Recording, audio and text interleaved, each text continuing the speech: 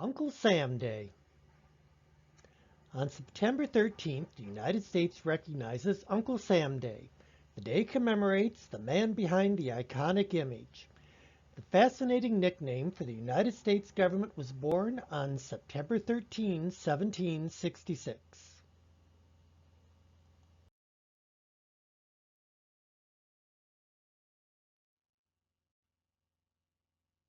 Sam Wilson, a meat packer from New York, supplied barrels of meat to soldiers during the War of 1812. To identify the meat for shipment, Wilson prominently stamped U.S. on the barrels.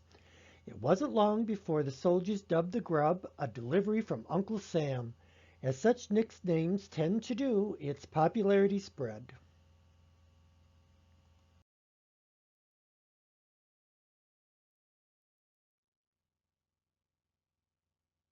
We produce 5 amazing videos per week, so please click on the like button and subscribe to see future videos. Like, comment, share, subscribe.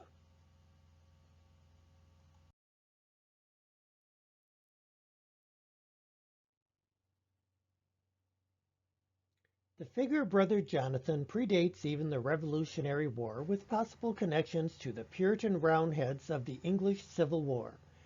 Early on, he was used to describe New England and came to mean Yankees in general.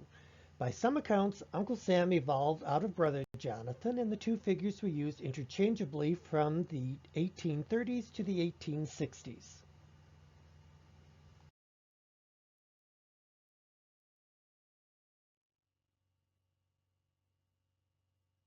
On March 13, 1852, the New York Lantern published an editorial cartoon titled "Raising the Wind, or Both Sides of the Story," criticizing United States policies on shipping.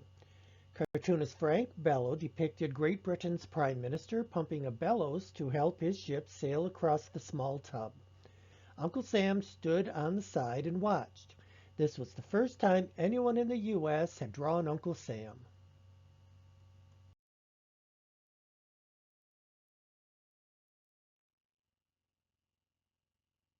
The first illustration of Uncle Sam is unlike the one we know today.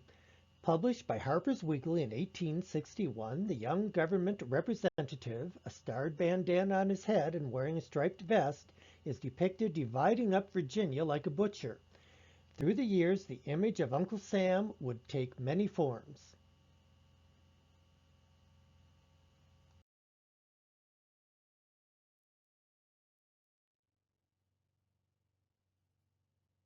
Before Uncle Sam or Brother Jonathan, it was Columbia who embodied the young American nation.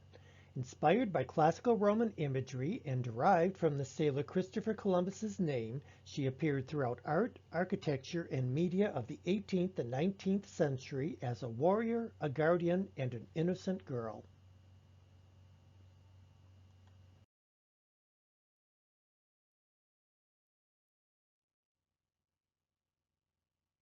Credit is given to German-born illustrator and cartoonist Thomas Nash for developing the long-legged Uncle Sam we know today. With the starred top hat and striped pants, the Uncle Sam debuted in Harper's Weekly. He took on many issues with Nast as his illustrator. Some of the issue's topics included boss tweed, union recruitment, and Reconstruction.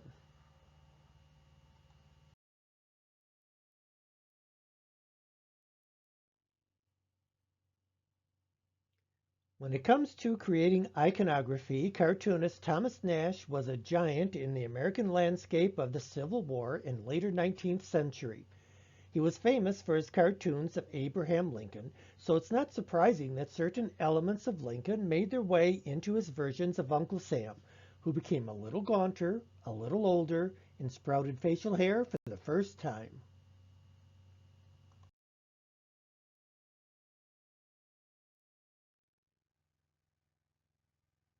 Ulysses Grant was born with a different first name, Hiram.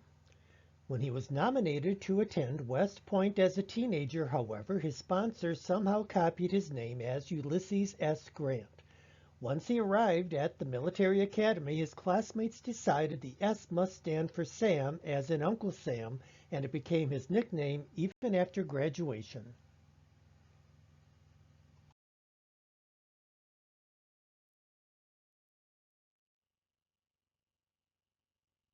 During the modern era, Uncle Sam obtained some color.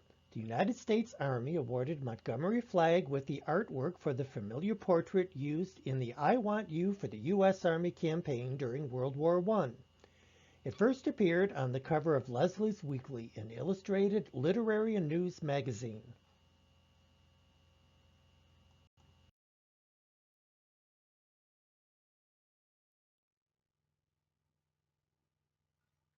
Remember Samuel Wilson, the possible original Uncle Sam? That's also the name of Marvel Comics' first African American superhero, the Falcon. However intentional or not that may have been, Marvel's Sam Wilson is currently Captain America in print. It doesn't get much more patriotic than that.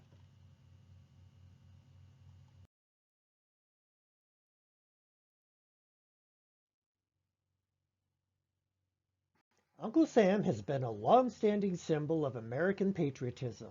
His image has been used by the United States government in a number of different ways, from stamps and military recruiting posters to magazines and newspaper cartoons.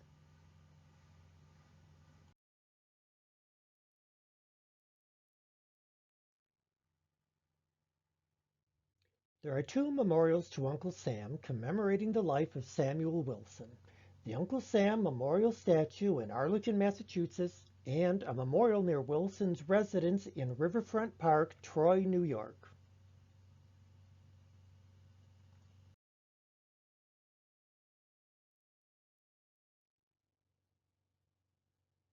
To some people, he is friendly, cheerful, and reminds many of a kindly old grandfather. But when the time calls for it, as in periods of war, his mood changes and he appears grim and serious.